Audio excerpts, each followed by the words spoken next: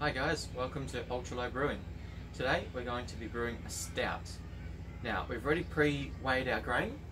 We've split it into two, so we've got our light grains and our adjuncts in one, and then we've got our roast grain in another. Now we've steeped this overnight in the fridge so that we can reduce the astringent bitterness that you can get from these roast grains. We're extracting mostly colour and flavour. We don't really want any harsh bitterness from these. So we're going to add this in the last 5 to 10 minutes of our mash. With our grain bill, traditional stouts generally have between around 85 to 95% base malt, and the rest is made up with flaked adjuncts and roast grains. Ours is a lot different. We have around 35% base malt, so that's quite a low amount of extractable sugars we're going to get. The rest is flaked barley, flaked oats, and some specialty grains. So while our mash water is heating up, we're going to go ahead and mill our grain.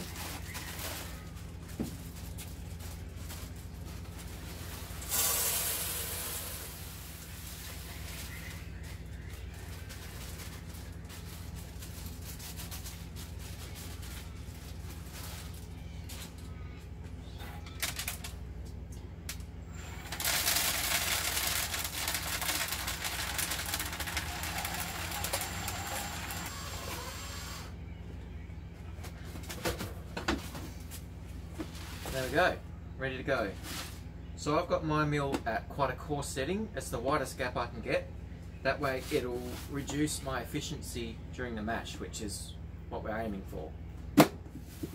So we'll put this aside and we'll wait for our mash water to heat up. Our mash water is heated up to a strike temperature of 83 degrees. By the time we add in our grain, we should be around 81 degrees, and that's where it'll sit for 30 minutes while we mash in. In the last 5 minutes, we'll add in our cold steeped roast grain. That way we can reduce any astringent bitterness that may come from a longer mash time. So let's go ahead and chuck in our grain.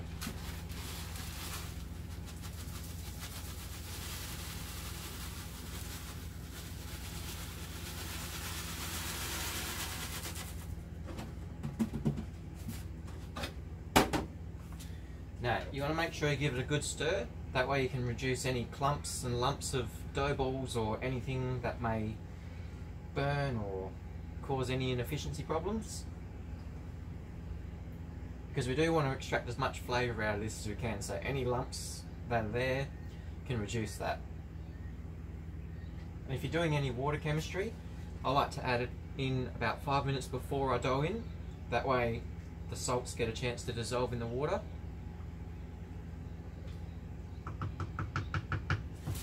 Righto.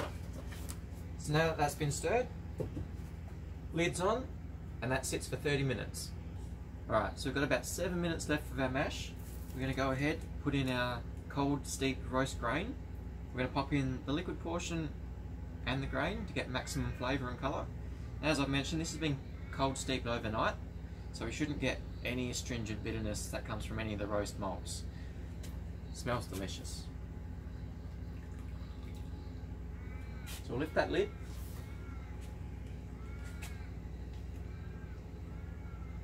We'll chuck the whole bag in. You can take it out of the bag, but we'll just pop the whole lot in. And pour in our nice, rich, dark syrup. Give that a quick stir. Get it all mixed in.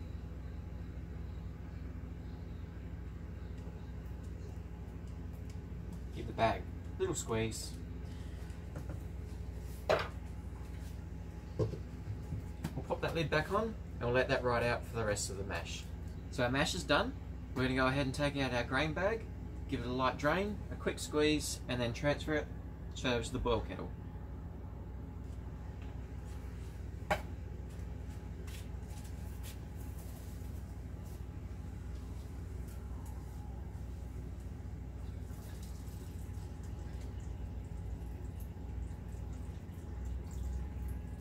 We have a lovely dark brown, nearly black coloured wort, and it looks fantastic.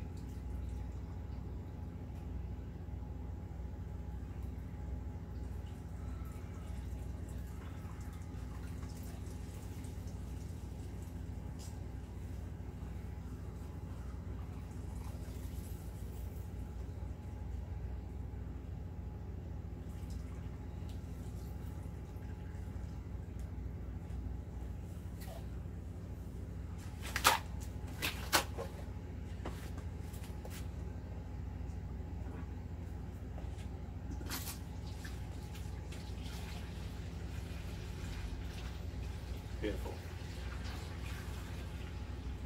So once we fill this up, as it's heating, we're going to take a quick reading with our refractometer to make sure we've hit our target gravity. That way we can make any dilutions that we need to make, and hopefully we've hit it spot on.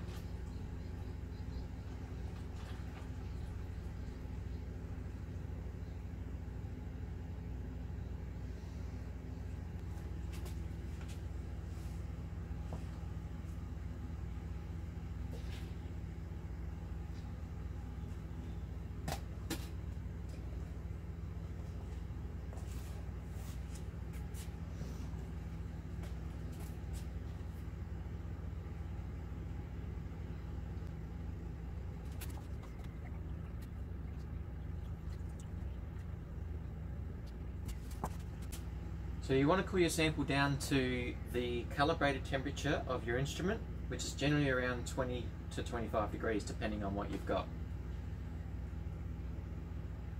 So put a little bit on the top, and we have reached 1020, which is a little bit higher, but we're going to give it a quick dilution and bring it down to 1013, so that will get a post-boil gravity of around 1018.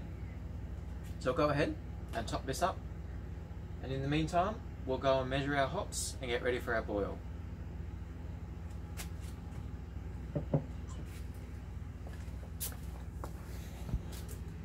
So now that our wort has been transferred to our boil kettle, we've started to heat it up. It's almost reached rolling boil.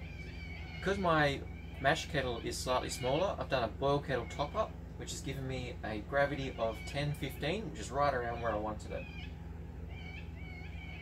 So whilst that was heating up, I've gone ahead and measured out our hop schedule. We're going to start off with 30-minute addition of Willamette for mostly our bittering and a little bit of flavour. We're going to go ahead and put in a 15-minute addition of Willamette for some more aroma and flavour. And right at the end of the boil, when we cut the heat, we're going to chop in some Cascade. So now that we've reached a rolling boil, we're going to put in our first addition, set the timer for 30 minutes, and let it run. Easy as that. So we've got 10 minutes left of our boil. We're going to add in our lactose, and then we're going to let that run for 10 minutes. We're going to hit the 0 mark, and we're going to add in our Cascade. So the lactose is going to add a bit of sweetness and a lot of body to the finished beer. If you're lactose intolerant, you can switch it out for maltodextrin, or also known as corn syrup, and that'll give you a lot of body and a bit of head retention and really give you a fuller beer. So I'll let that go and we'll come back and finish off. So we've reached the end of our boil. We're going to go ahead and put in our last hop addition. So we've removed our jacket, we're going to cut the heat. This should help it cool down quicker. And we're going to steep these hops for 10 minutes, and then we'll come back and we'll transfer it. So we've been steeping our last addition for 10 minutes, and now it's time to transfer our hop wort. So we're not going to chill, we're just going to go straight into our food safe plastic cube, which is also going to be my fermenter. I'm going to let that chill down overnight. Once it's reached pitching temperature, we're going to take a quick sample, and we're going to pre-acidify our wort before we pitch our yeast. With traditional brewing, you'll get a large pH drop quite early on in the fermentation. It's the yeast's mechanism to fight off any bad bacteria or any pathogens that will cause any havoc. So because we don't get that large fermentation in these beers, we're going to have to help it along. So I'm going to put in a small dose of lactic acid to drop it down to a pH of 4.6. That makes it food safe, and that will keep it good quality so that we can store it for a longer period. Especially on a beer like this, you want to store it for quite some time before all the flavours really combine and make for a great beer. So we're going to go ahead and transfer our hot wort. Always make sure the tap is turned off. I've been caught out too many times. And you'll get hot wort all over the floor, and all your hard work disappears. So I'm going to open up the tap slowly let it trickle in, and go for it. So I've got a post-boil gravity of 1020, which is slightly higher than we really want it, but it's still within our range of what we can have. So this has turned out to be a fantastic smelling beer. This smells incredible.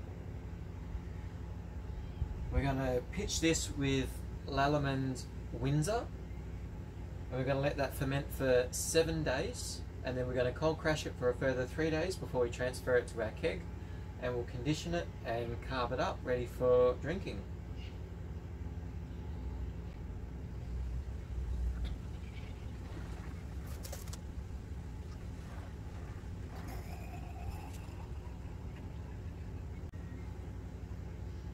So the great thing about using these hop cages is you can retain all your hop material inside, and you can transfer nearly all of your kettle volume.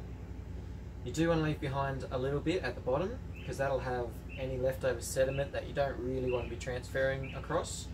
That's generally made up of proteins and hop debris. You don't want the hop debris, because then you can get astringent bitterness, grassiness, and this will make for a clearer wort by leaving some behind. So now that we've transferred it, we'll take the hose off,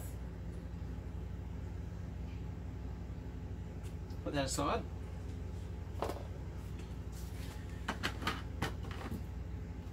Put our lid on, and that's it. That's all we're going to do. So this is going to go into the fermentation chamber. It's going to cool down overnight. We're going to get it to about 19 degrees by the morning, and we'll do our pre-pitch acidification and our pitching of our yeast. So let's go. I hope you guys have enjoyed this video. Thanks for watching. Be sure to hit the like button, subscribe to our channel, and follow us on our other social platforms. You can also visit our website for some great information, and if you've got any questions or you're unsure of anything, be sure to reach out and we'll happily help. In the description below, you can find a recipe along with some brew notes to help you along on your brew day. There'll also be a full review of this beer once it's carbonated and ready to drink, so be sure to watch out for that. Thanks for watching.